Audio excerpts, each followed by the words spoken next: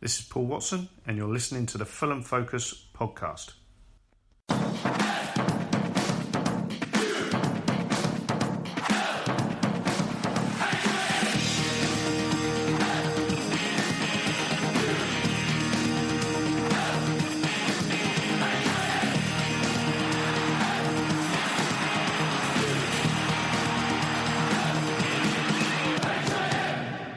Fulham. Hello, welcome to the Fulham Focus podcast. I'm Matt Boisclair. Alongside me are Mr. Lover, Don Love. Good evening, mate. What's the news? The news is, damn it. I don't know what else to say. Just damn it. Yeah, missed opportunity, weren't it? Oh, my God. We'll talk about it. We'll talk about it. Point's a point. Also here is our homegrown pod star at Will Oakley. Are you well, Will? Yeah, not bad, thanks. Will is well, and we are here to talk about our match with the Wall. We're also going to look ahead to Barnsley on Saturday before we go and tuck ourselves up in bed. Let's get this done. Fulham. All right, well, the big talking point before the game was Kevin McDonald's exclusion from the starting 11.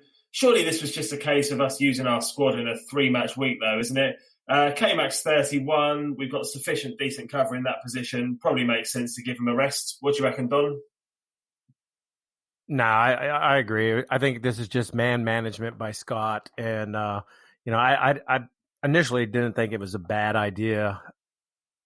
I can't say that Harry had the best of games. His passing wasn't all there. A lot of long balls, it seemed like, and they were not on target. So he wasn't the only one doing that, though. So I'm not going to blame him coming in. I don't think that was the problem. I think, lots of problems that we'll talk about here. So move on. I think the main problem with Harry Arter is that he's just a bit of a dick. That's my feeling. The way he went off at the end. Just get off the fucking pitch, mate. Get off. We're trying to get a winner here.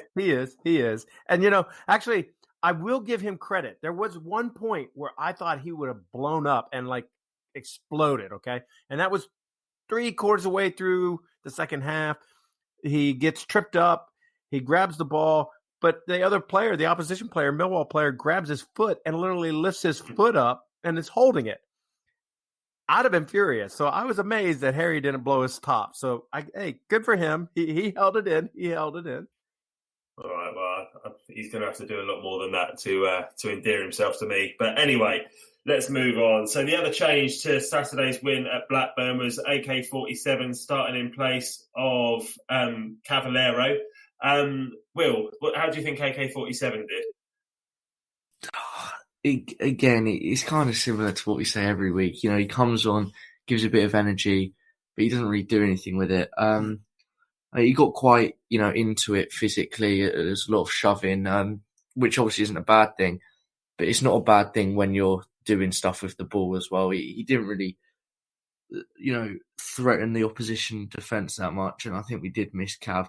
I think I've always said he's better coming off the bench when defences are tired, and I think towards the end of the game, he would have been a much better player to bring on than Cav. Yeah. Because Cav's good technically, but not as strong and probably not as quick as AK. So again, maybe not the best decision, but it could just be about resting players and things like that for upcoming games. I think so. Like I said a minute ago, it is a 3-game week. But whenever I find myself talking about AK-47, I always find myself saying, well, there was a moment in the game when he did something really well and then immediately he followed it up with something rubbish. And there was a moment when I think we had a corner and all our defenders were obviously up for the corner. But we messed it up and Millwall broke away. And he was the first one on the scene. He did really well to track back. But it seemed easier to get the ball once he'd got in position, and he ended up just giving a foul away. He just took out the play. So he's just almost half a player most of the time. But anyway, so let's talk about the start of the game then. I barely laid eyes on it before Mitra had the ball in the net. Don, talk me through the goal. Pretty good, wasn't it? I thought it was actually really nice. So you had Josh, I believe it was. He got taken out. We get a free kick. I was a little concerned. I believe there was 3 players over the ball deciding who's going to take it, and I was like, well, we just need one, maybe two. You don't need three sitting there. So I forget who backed away at the last minute. It was like Brian, maybe it's Bobby and Metro. Metro ends up taking it. It comes back out, kind of gets all floundered around. Nothing really looks like it's going to happen. All of a sudden, it ends up at Brian's foot out on the right-hand side, I believe it was. He chips it in. Metro, right place, right time. Oh, my God. We thought we were having a freaking beautiful game. What's going on here? What a ball in. It was such a good ball in from Brian. Impossible to defend against the way it kind of bent towards the back post. What do you reckon, Will? Yeah, 100%. I mean, we've seen Brian assist from the left side a bit more, but from that right, it was a great delivery, especially with your left foot. It's hard to get it in that place, and for Mitrovic to be there running off the defender. I think I say this a lot. It's probably not great defending from Millwall's point of view. They didn't really follow Mitrovic in quick enough, but that's just because Mitrovic, he's a goal machine. He knows where to be to get the ball in the back of the net, and he knew to run into that position as soon as that ball was out of Brian's feet. 21 goals this season. 21 goals. Let's go back to Brian real quick because we're going to be hammering him, I'm sure, here in just a few minutes. Let's remember, as we're hammering him and everybody's putting him down for we know what he did, he's had 3 assists, 3 goals now. Yeah.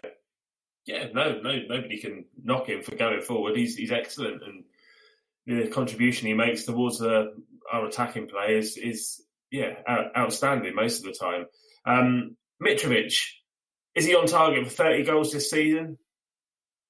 I think he can definitely get there. I think so. If he stays on this form, I mean, obviously we'll talk about the performance later on, but even when our team isn't doing 100% as well as they can do, he's still popping up with goals, and that's what you need, because he did give us confidence early on in the game, and although that may not have, kind of carried on throughout the game, at the time it was great, and like I've said, he's just an absolute goal machine. It seems like no one's there to stop him, really. Yeah, we've said before that the importance of us, the way that we play, the importance of us scoring first is paramount, because that really sets us up. And if we can get our noses in front, then that means that teams have to come at us.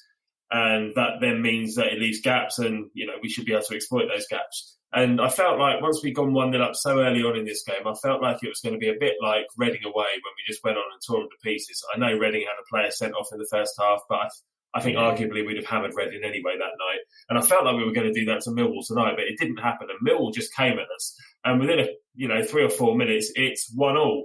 Highly contentious goal. Go on, Don. Talk me through the equaliser. This is where a lot of people I know were screaming VAR, VAR, VAR, and I'll talk about that in a minute. But basically, in my mind, I watched it back several times, the replay, and in my mind, what happens is as the ball comes in, it's actually hit off the opposing player, the Millwall player, and it maybe nicks Josh, but everybody's offside. The minute it touched the Millwall opposing player, 2 players are offside. There's no ifs, ands, or buts about it for me. So it should have been instantly offside, no goal. It's given anyway. Everybody starts screaming, okay, well, if we had VAR, VAR, VAR. I say no to VAR still. And my reasoning is all VAR has done is completely kept the Premier League in shit as far as the refereeing goes. It's only good for the top teams. It only helps them. And if you don't believe me, then go back and just look a couple of weeks ago when, what's his name, on Man City totally takes out the ankle of the opposing Tottenham player. Nothing giving. Sterling. It was Sterling. Nothing given. And it was a bad tackle. Like, could have broken the guy's ankle. Should have been a red card. So forget VAR. It is what it is. Move on. We should have been scoring goals. That's the bottom line. I mean, just to touch on VAR really, really quickly here. For me, it sucks the life out of the game, and it ruins the experience of being a fan in the ground, because you celebrate a goal, then you have to wait before you really celebrate to see if somebody in a little room somewhere miles away is going to allow it. But I don't care for VAR. I don't care that we didn't have VAR tonight. For me, that was quite clear and obviously offside. It's come off of the Millwall guy.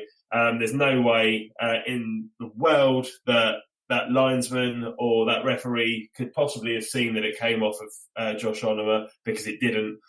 So they had to give the benefit of the doubt to the defending team, in my opinion. Should have been ruled out. What do you reckon, Will? Yeah, I agree. And I think there was some point, I think it was as kind of the second half kicked off, they said that the fourth official's explanation for it was that the linesman didn't see it, that he didn't, that he thought the players were onside. It wasn't even that he thought it came off Onomah. He genuinely thought them players were offside. It's just ridiculous. They were so far offside. They were almost in a different postcode. They were so offside. Exactly. It's just, I don't see how you can't see that. Yeah, it's ridiculous. Oh well, I guess you win some, you lose some in those situations, and we definitely lost on that one. Okay, a few minutes later, 22nd minute, Millwall are really in the ascendancy after they've scored. They're coming at us. Joe Bryan gives away a silly penalty. He knew straight away, the look on his face, he knew that it was a penalty. Nobody argued. Up steps Jeb Wallace and stuck the ball into the roof of the stand. So that was nice to see. We'll have a good laugh at Millwall about that. But I don't think I've seen a worse penalty than that since Fulham circa 16-17, when we missed about 25 penalties in a season. Okay, hey, so I don't want to give any excuses for Brian there. That was, a very bad tackle. But if you notice, he kind of slips, and it's because that pitch was just complete crap, absolute crap. The pitch. Nothing but wobbles and bobbles. Yeah, I hadn't really noticed the state. Well, I have noticed the state of the pitch. We were talking about it on Sunday when West Brom were playing, but I hadn't really noticed it having an impact on us until quite late on in the game, when a couple of our players, I think Caballero fell over, and then Harry Arter slipped quite near the end as well. It is a mess, and it's in the same city as ours. What are they doing with that pitch? Do they have another sport on it or something, or are they just not as good at us at looking after their pitch? I don't know. Like there's a few slips late on, and maybe Brian did slip for the penalty. I didn't really. I just thought, what is he doing, keeping his leg out? But yeah, maybe he did slip. But yeah, they do need to improve the pitch, because players are slipping all over the place. It's like it's just like going to your local playground and playing football there. It's just a bit of a state, isn't it? Really, it is. Yeah, it wasn't good. The rest of the first half was quite uninspiring from Fulham. I thought Millwall kept on attacking us, and whilst Rodak didn't really have a great deal to do, if anybody was going to score in that first half, it looked like it was going to be them. Did you think, Will, that Millwall were going to get a second goal? Yeah, I was quite nervous at points, because we seemed to, maybe get the ball in the midfield areas and then either lose the ball from an interception or we just get, pressured straight away, get tackled. And they were pushing forward with force. Their fans were behind them, and they seemed to just want the goal more than we did, to be honest. So yeah, that rest of the second half was quite nervy. We had very little chances. But yeah. Yeah, and we were talking about Tom Kenny again, weren't we? And how anonymous he'd been in that first half. Then all of a sudden, right before half time, he looked like Lionel Messi, and he danced through about 5 or 6 of their players before being brought down. And of course, we get a free kick on the edge of the box. Can't remember the last time we scored a free kick. Have we got one this season? Can't remember. Well, we really needed Alfie Mawson on the pitch to hit one of his thunderbolts into Rosehead, didn't we? But yeah, Don, talk to me about that little piece of skill by Tom Kenny. You're right. Tom was absent there quite a bit, and everybody was thinking, okay, is he actually going to provide and be able to do anything? And all of a sudden, he gets the ball at his feet, and he had 3 players on him like nothing. They would not relent, and he somehow got the ball to go through all 3. And then he ended up with like another player and another player. And he just kept on going forward. It was amazing. So kudos to him. I love that he was doing that. Hopefully this is the beginning of Tom coming on more like that with the ball at his feet and just pushing through, because we don't see a lot of that anymore. It's always pass the ball back, pass the ball square, it's not really a player taking on an individual opposing teammate or a defensive lineman. It's pass. So I liked it. It was good to see something different for once, especially on a shit field like that where the passing wasn't working. Kenny's almost a calming influence in that midfield now, though, isn't he? He gets the ball. It's almost like he's trying to slow the game down. He'll lay it off to the side. He never really makes any direct through balls or anything really offensive. But you got to think that's probably what he's being told by Scott. He's being told, slow it down, control this. We don't need to be, trying to attack it hard. We want to kind of almost walk the ball in every time, So that part really does drive me nuts. And it goes, actually to K-Mac. K-Mac has become, the Scotty Parker of, if K-Mac gets the ball, he's the one doing pirouettes now on the field that Scotty used to do all the time. So I definitely think Scotty's telling him, slow it down. Let's keep control. Be smart about your possession and your passing. We'll find the open areas and we'll, manipulate that. So I do wish we'd pick it up. We don't find those open areas anywhere near enough for me. But anyway, let's talk about the second half, because we made a much stronger start in the second half to the way that we ended the first half.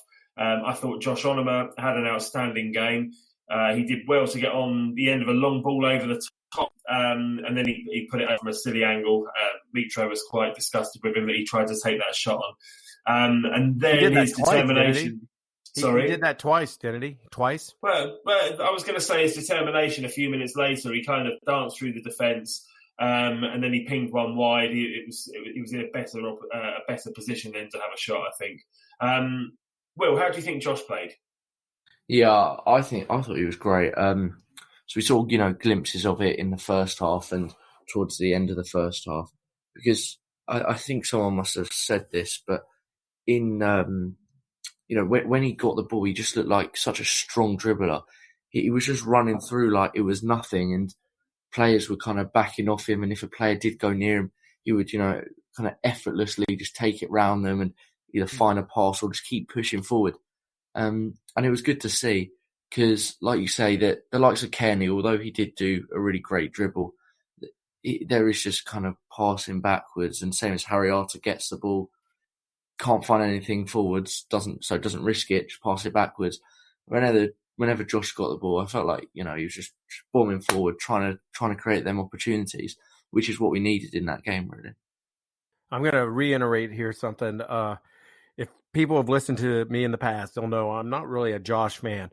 I give him credit. He's got speed. He was able to dribble the ball, conquer a lot of space, a lot of field.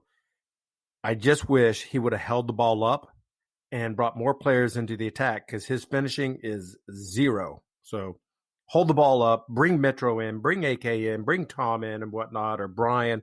And, maybe that's when we should have been doing a hold it up, slow it down, pass it back, and get something in the attack. Because his shots on goal were awful. Well, Leeds United might argue that his shots on goal aren't that bad. He stuck the winner away in the bottom corner of their net just before Christmas. But yeah, I take your point. His shooting tonight was off. But is he starting to win you over a bit, Don? This is where I do agree with Matt 10 that he is a box-to-box player, and he does really well on covering a lot of space. I just feel like at times he's running around like a chicken without his head, that he's just all over the place, and that a lot of his runs don't have a lot of meaning or substance to them. When he does get the ball, and he is dribbling though, oh my God, he can conquer some space and make things happen. So I do agree with Matt. I wish they'd have gotten him the ball a little bit more. Maybe it's in the middle, and he could have conquered the space and made things happen. But again, when he gets down to that last third, he's got to be smarter, I think. Quit trying to beat everybody and get in behind the defense and take a shot on. Bring in everybody else. Hold up the ball just a little bit. Take it to the corner or something. Look for the overlap. Do something, to bring other people in. That's all I'm saying. For me, he's a real unsung hero in this team, and the more I see of him, the more I like him. But anyway, in the 70th minute, we make our first substitution. It was a fairly straightforward one. Cavallero came on for AK-47. who hadn't done a great deal all game. And we see a return of the little love note as soon as Caballero comes on. He gives a piece of paper to, I think, Bobby Reid, and then he gave it to Bobby. He gave it to Bobby. It ended up with Bobby Reid anyway, and it ended up in Bobby Reid's sock. And then the second note came to Tom. Yeah, it did. Who knows? Who knows what was said? But yeah, so Caballero's come on. He looked a bit more lively down the left. I think he did more in the 20 minutes that he was on than AK-47 did all game.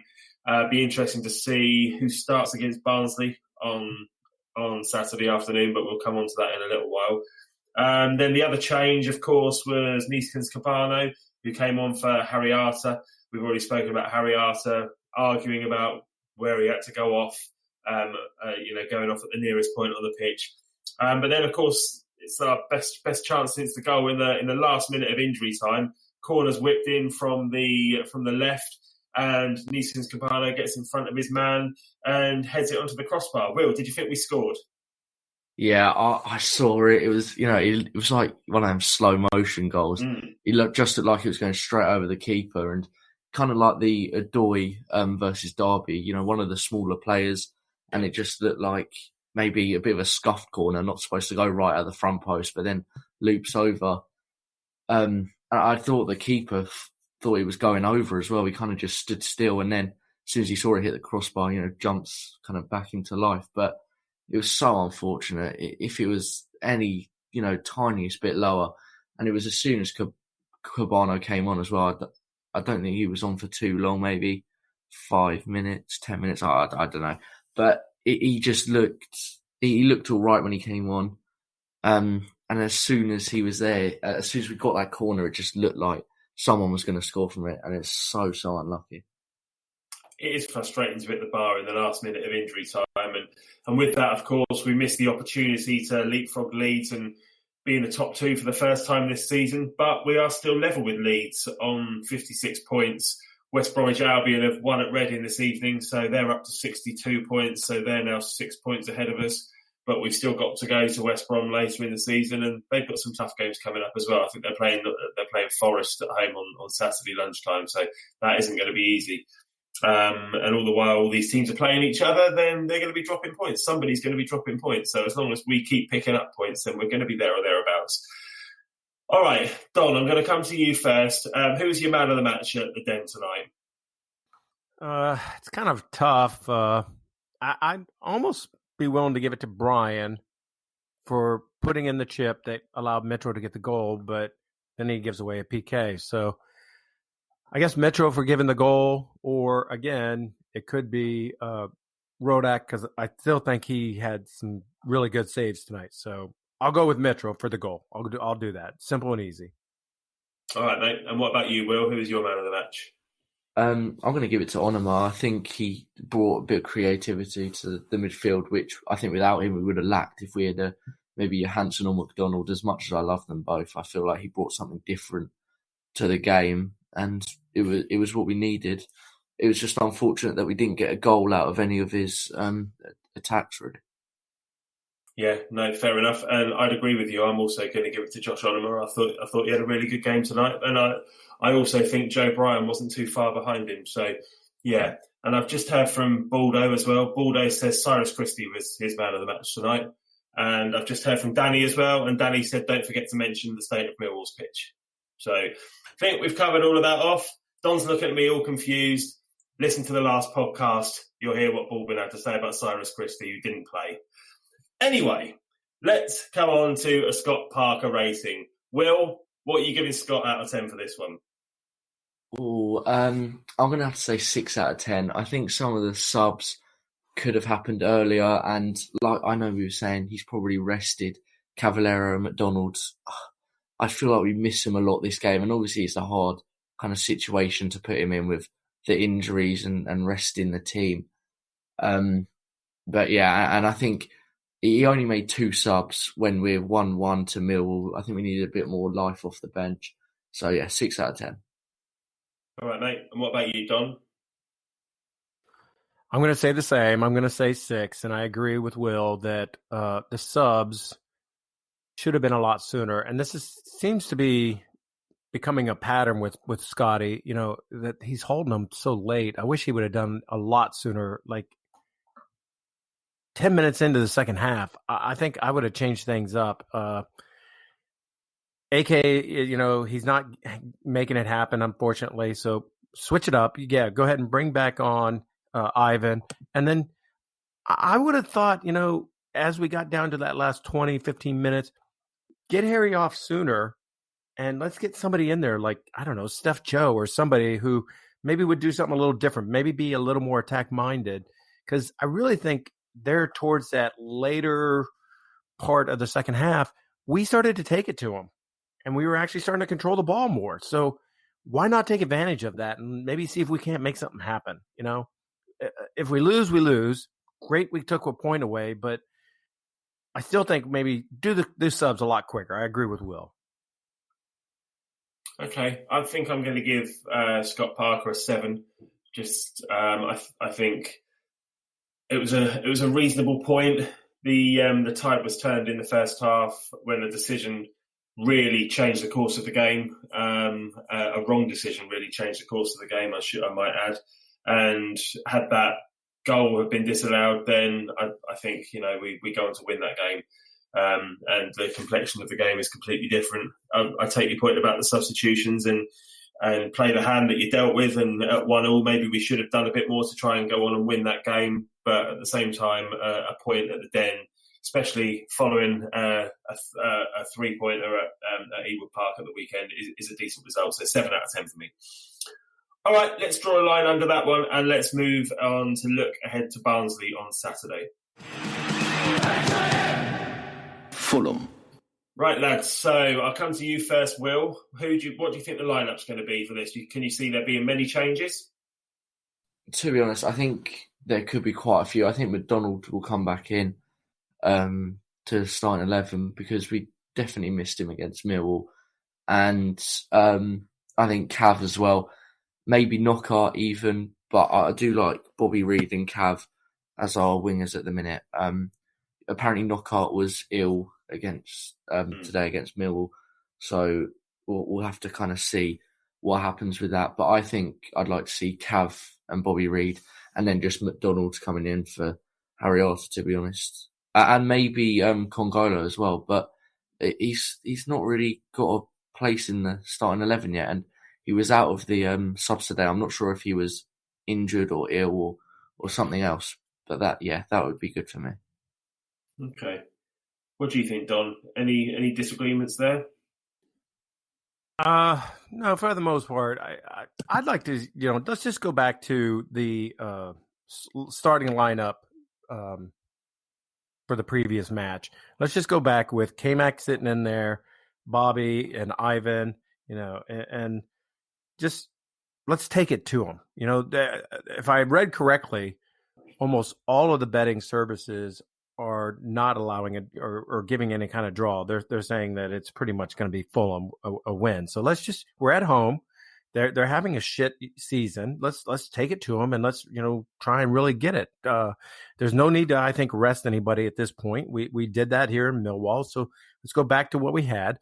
As far as Congolo, I have no idea. This is complete rumor, but I did read right before the game. People were asking, why isn't Congolo on the sheet? Why isn't he on the bench? And most everybody should know that he landed awkwardly on his ankle. Friends of Fulham, the forum, there's a guy on there, FFC 1987. He said he was at the ground and he heard a rumor that it was actually a really bad injury and that he was being sent back to his home to Huddersfield and that he wasn't going to be able to play at all the rest of the season. I hope that's not true. I hope that is just completely a rumor. But I still think, regardless if it's a rumor or not, back four still stays Hector and Ream. I don't see a problem with this. I think it's working really well right now. And if K-Mac's in front of him, it seems to be doing great. So let's go back to the original lineup that we've had the last couple of games. Okay. Do you think, I'm just going to really throw this one at you really quickly. Do you think Bobby Reid is worth his place in the team at the moment? Did he do anything tonight whatsoever? I can't say he had a great night tonight. What I do like about Bobby is when he is out, especially on the left-hand side, okay, he seems to connect really well with both Tom and both Brian. So that's where, he's made these awesome runs into the box. Now, granted, I can't say anybody had like a phenomenal night tonight. Hector, he couldn't seem to get a pass forward, his long ball passes to connect with anybody. So, I can't say anybody was really on tonight. I would have said Brian was having a great game up until he gave away the PK, the penalty, but I can't say like anybody was really outstanding tonight in my mind. Mitro, he actually was back there for defending and he headed a ball out. But other than that, I still think Bobby's a good guy. I think he still deserves to be in the starting 11.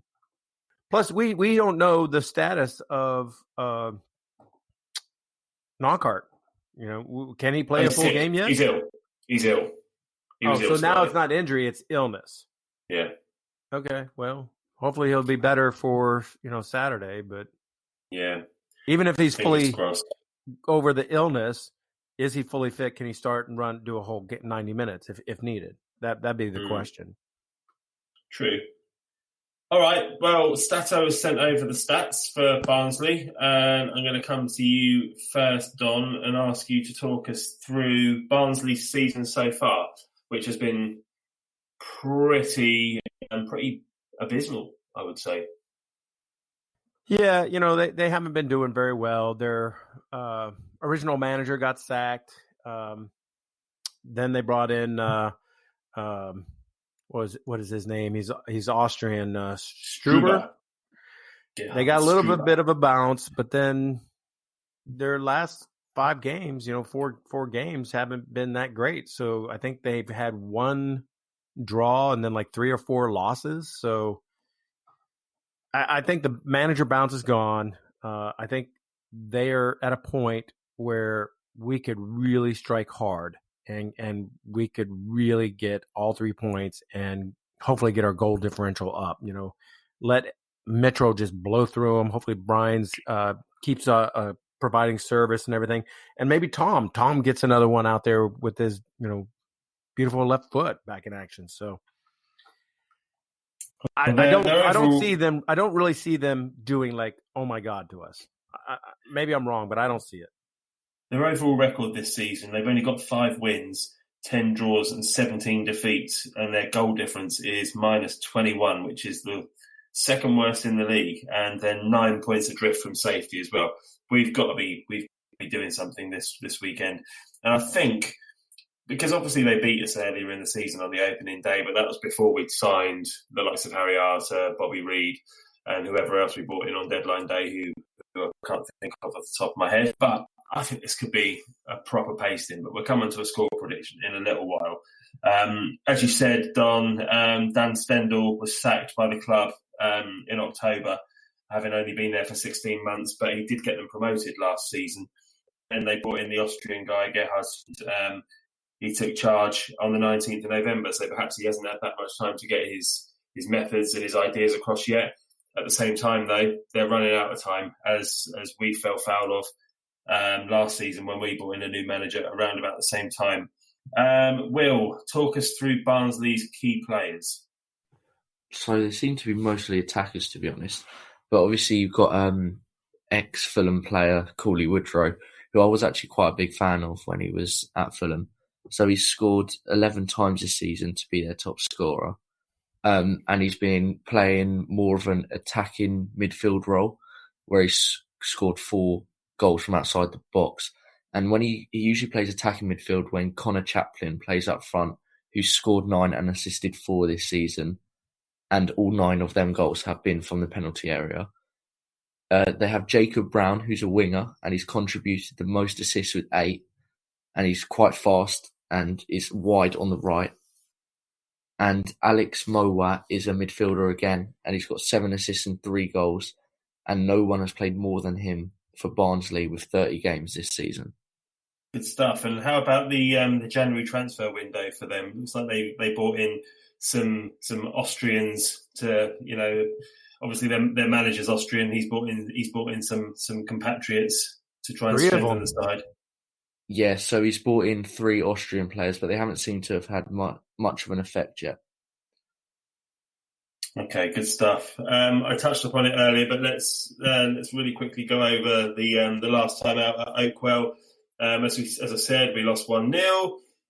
We had 55% possession, 15 shots, but only 4 on target that day, and 0 goals, and 438 passes, which is way less than our season's average of 562 at the time these stats were put together, which was obviously before the Mill game.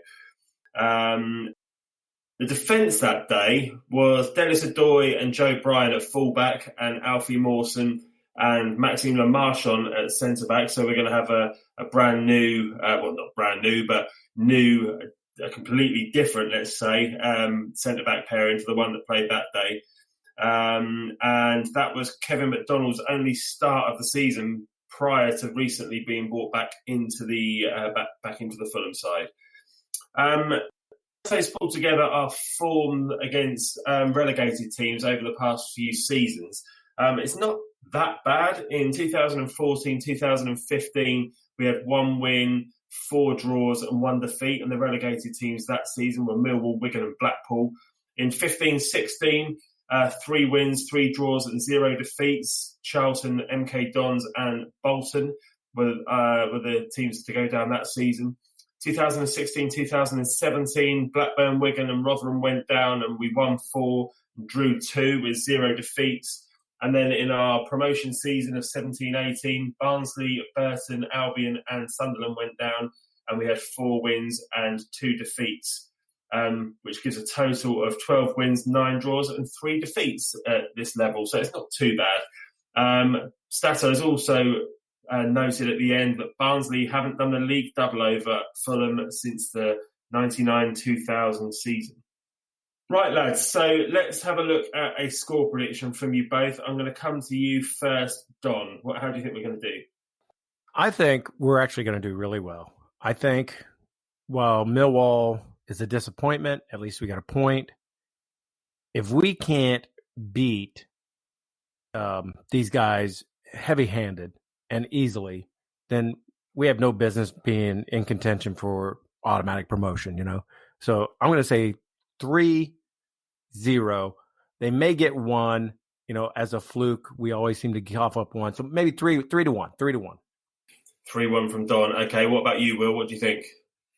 I was actually going to say the same, but I'll go with 4-1. I'll go for 1 more.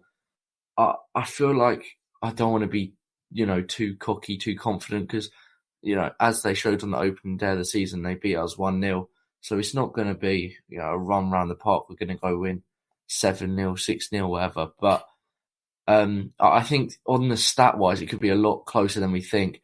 But I feel like, again, like the last few games, it could be some scrappy goals going in.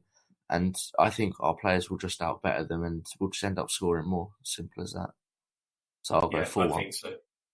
I think we're going to be much better than them this weekend. We're going to be too much for them. I think we'll win 4-0. I think we'll keep a clean sheet and we'll score a few goals as well. Other fixtures of note this weekend, as I mentioned earlier on in the show, is West Brom versus Nottingham Forest, Saturday lunchtime, 12:30 kickoff at the Hawthorns. Big game around the top of the table. Also, Brentford are going up to St Andrews to play at Birmingham. And Leeds are at home to Bristol City. So they're the ones to watch out for this weekend, and aside from Fulham versus Barnsley, of course. All right, well, thanks for joining me, lads. J-Mac will be back in the hot seat to look back over the Barnsley game, and I expect the show will drop on Monday morning. Until then, everybody, have a great week, and I'll see you soon. Cheers.